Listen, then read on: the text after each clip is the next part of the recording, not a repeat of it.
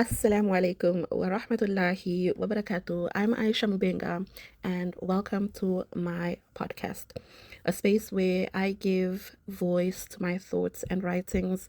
Here we talk about faith, mental health, self growth, and the shared struggles and victories that remind us we're never alone in this journey of dunya. Tune in and walk with me through reflections of the heart. Let's get into it. Okay, let's just start. I always feel like when a topic is heavy, it's easier to circle around it, to say, well, we'll get there, but not. Some things you just need to step straight into. Some conversations don't need an introduction, they need honesty. We're talking about grooming, we're talking about manipulation, we're talking about power and the way it gets abused. And we're talking about the reality, not the fantasy, not the excuses, the reality of how old men target young girls. And before anyone starts pretending, yes, this happens in the Muslim community as well. I know we don't hear about it. We don't hear about that. We've built this illusion that the problems out there don't touch us as Muslims, that somehow being Muslim makes us immune to the darker part of human behavior, but it doesn't. Faith doesn't erase human desires.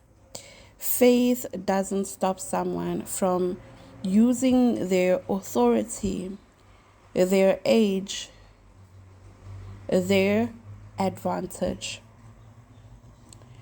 And grooming is one of those things. People think they'd recognize. People think that they'd recognize, like it would be loud, obvious, dramatic, but it's not. It's slow, it's soft, it's subtle. It hides inside compliments, attention. It hides inside those little sentences like, you're so mature for your age. You understand me better than people my age. You're different. And because you're young, because you're still figuring out who you are, you start believing them. You think this connection is real. You think the attention means something deep. And it feels good, not because you're wrong, but because you're childish.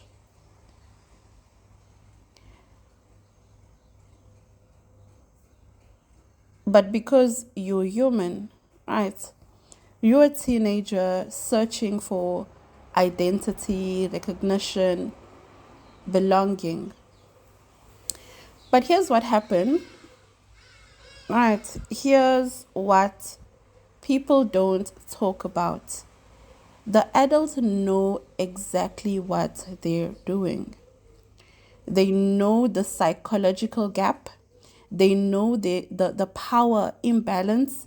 They know you don't have the life experience to interpret their behavior correctly. And they lean into that. Every message, every compliment, every "you're special," it's intentional. It's calculated. And still, society questions the girl. Society says, but why did you, like, but why didn't you see it? Why didn't you say no? Why did you fall for it in the first place? But a child cannot fall for it. They can only be targeted. A child cannot consent, only be coerced. And the responsibility is always, always, and always on the adult. Yet, somehow the blame lands on the girl. The blame lands on the child. Somehow, she becomes the one who should have known better.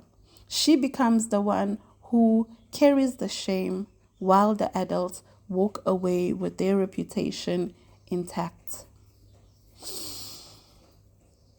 And when we talk about grooming, we also have to talk about child marriage. Because honestly, child marriage is grooming dressed up in cultural justifications and even religious justifications. It's control wrapped in a wedding. People love to say, she agreed, she's mature, she'll adjust, but a child cannot give real consent. They don't understand the emotions, the physical, the psychological weight of marriage. Adults know that, and still some adults choose to take advantage of that innocence. And again, yes, this happens in the Muslim community as well. We can no longer hide behind it. It's not our people, many would say. We can no longer pretend faith magically prevents harm, right? We can no longer protect reputations instead of children. What makes this worse is the obsession some grown men have with young girls, with virgin girls, with teenage girls. Not because of, their purity, not because of their innocence, but because younger girls are easier to influence, easier to manipulate, easier to dominate. It's not romantic, it's predatory. It's not love, it's control. And when you mix that with silence, with denial, with families saying, don't talk about it, or what will people say, or forgive and forget, you create an environment where predators thrive. A girl gets violated, but it's her reputation that gets questioned. A man does the violation, but it's his reputation that gets protected. This is the part we never say out loud, but it's true. Sometimes the people who should protect the children are the ones who cover up for the adults, and sometimes the pressure to keep the silence becomes more important than justice. And that silence is the breeding ground for more victims. Grooming doesn't happen in one moment. It happens step by step, right? It starts with trust. They position themselves as someone safe, someone helpful, someone who understands. Then attention. They make the girl feel seen. They make the girl feel special. They make the girl feel chosen. And then comes isolation. They slowly start separating her from the people who might notice the red flags. They don't, they don't get you, he would say. You are different, he would say. You can talk to me. Right. Then the boundaries get tested, right? A message at night, a comment about her body, a joke, a secret shared, something that feels slightly wrong, but they convince her it's nothing, right? Emotional dependence.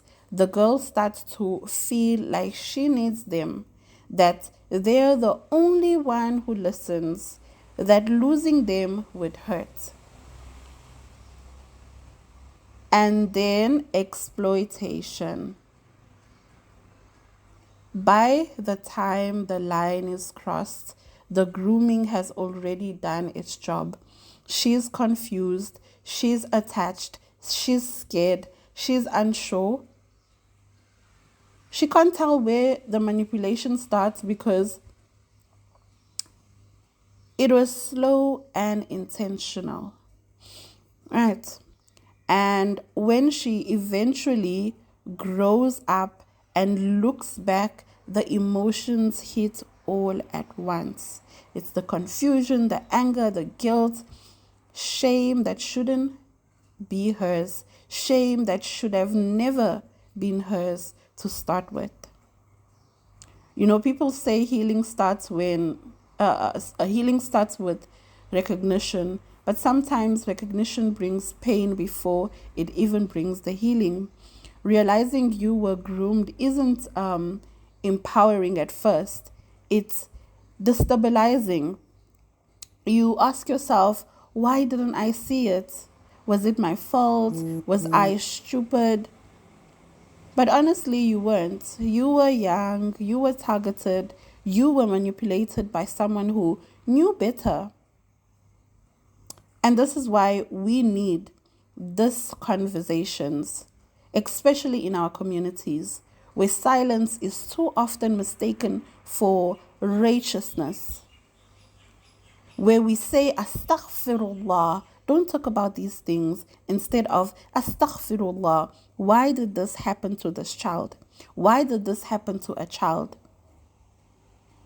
Where we protect the masjid uncles, the community leaders, the maulanas, the respected brothers, while the girl becomes a warning instead of a victim who deserves protection.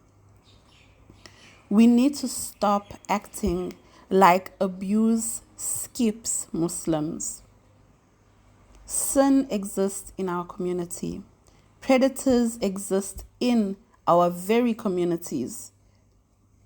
And the moment we believe we're immune is the moment we become unsafe. Now, grooming is not just about the beginning, it's also about the aftermath. Because what people don't understand is that grooming leaves a psychological footprint. The girl grows up doubting her instinct. She grows up questioning her worth. She grows up thinking love must hurt, or attention must come with fear, or affection must be confusing. It changes how she views relationship. It changes how she views herself.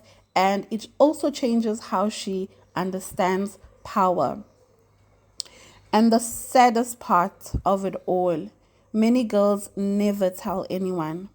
They think no one will believe them, or they think that people will blame them, or that people think it was their choice. That's how deep grooming works. It keeps you quiet even when you are free. And then we have we have families, right?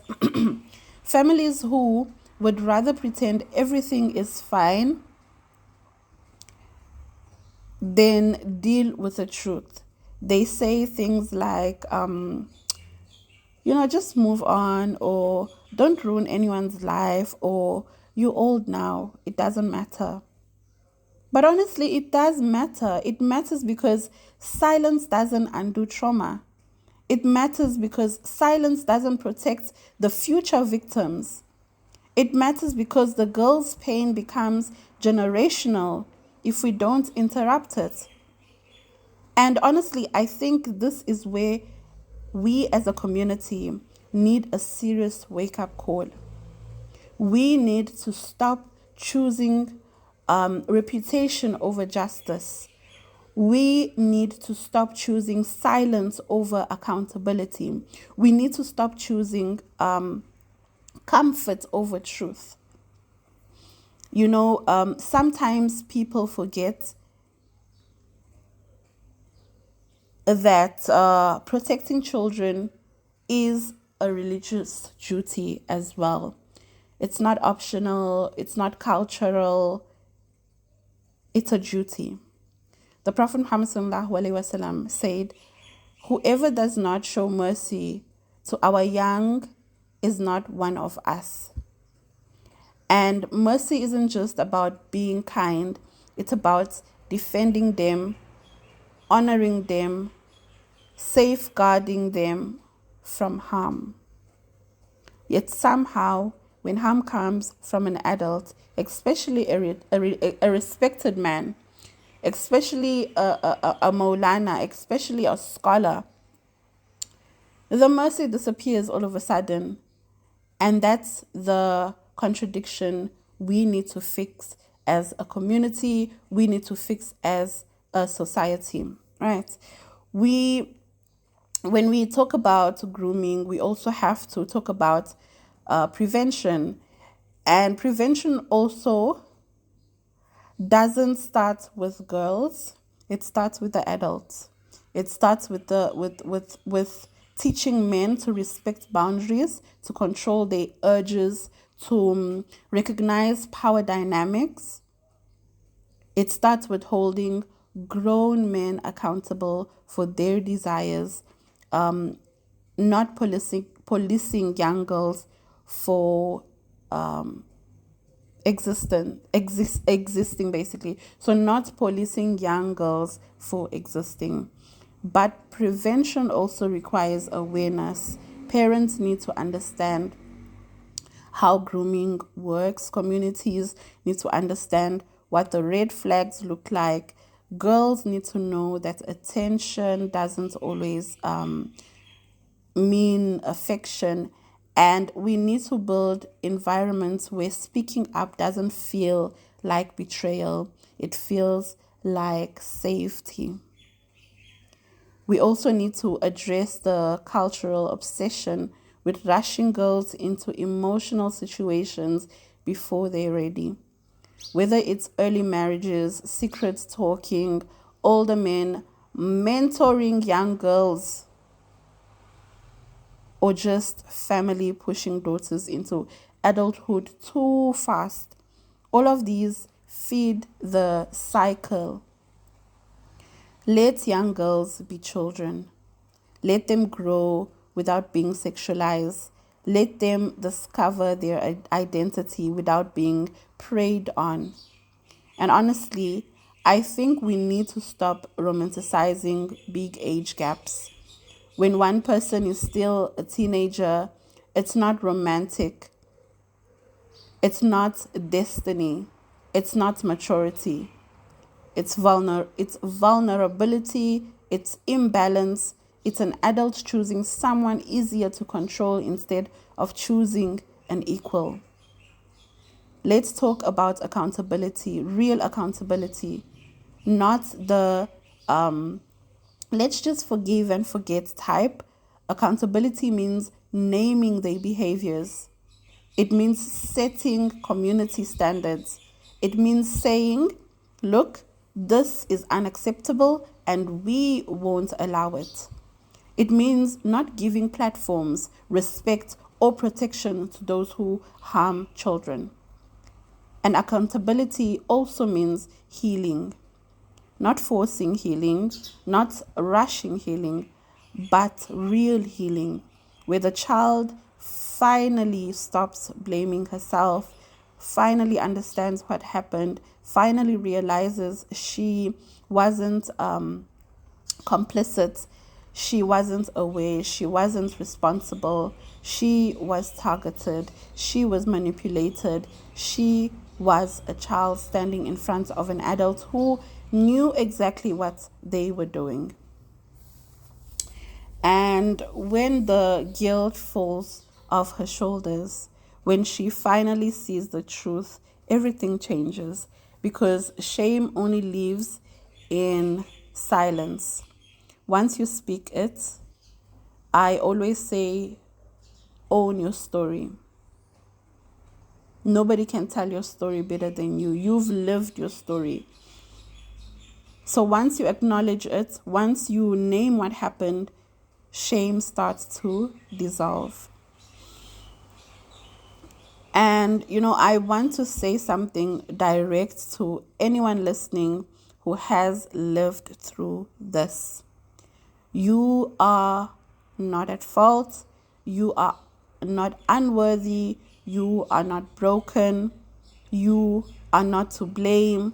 You were not fast, as they say. You were not choosing it. You were just a child. And the adults should have protected you, not preyed on you. If the world blamed you, they were wrong. If the community went silent, they were wrong. If your family minimalized it, they were wrong. If they made it small, they were wrong. If the man walked away guilt-free, he was wrong. And you deserve healing, not shame. You deserve clarity, not confusion. You deserve safety and not silence. This conversation is heavy, I know. I truly know. But heavy conversations are often the ones that save the most people. And we need to have them, especially now, especially in a generation where grooming has moved online, where messages are private, where access is easier than ever. Predators adapt, and so must our awareness. We need stronger community education. We need mosques and schools openly addressing grooming. We need parents listening to their daughters instead of dismissing their discomfort. We need mothers trusting their instincts. We need fathers stepping up as protectors and not gatekeepers of reputations, right? We need girls to hear this. Your discomfort is valid. Your boundaries are valid. Your confusion is valid. And if something feels wrong, it probably is wrong. I want to end with this thought. Grooming is not just about what happened to a girl. It's about what happens inside her mind afterward. The self-blame, the questioning, the shame that attaches itself to her innocence, but none of that belongs to her. It's never did. It's time we shift that shame back to where it belongs, on the adults who cross the boundaries, on the systems that protect him, on the silence that enable him, on the culture that ignored her, on the community that acted blind. She doesn't carry the shame. We do, for not protecting her better. And that's why this conversation matters. Because once we acknowledge it, we can prevent it. We can change the culture. We can break cycles. We can choose protection over silence. We can choose truth over reputation. We can choose girls over grown men's excuses. And that's where real change begins.